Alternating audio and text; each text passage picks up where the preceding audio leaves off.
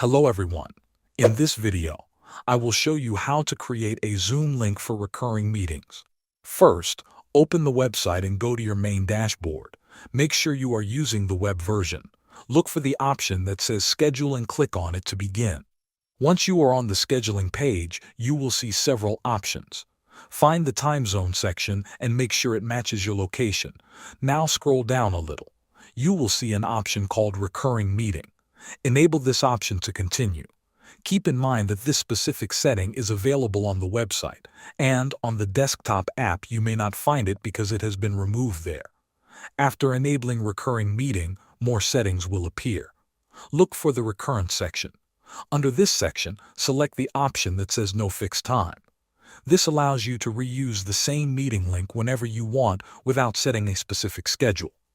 Once you have selected No Fixed Time, scroll down and click the Save button. Your meeting will now be created. Next, go to the Meeting section of the website. Here you will see all your scheduled meetings. Find the meeting you just created and click on it. You will now see options to copy the invite link or copy the full invitation. Choose whichever option you prefer and send it to anyone you want to join your meetings. Thanks for watching.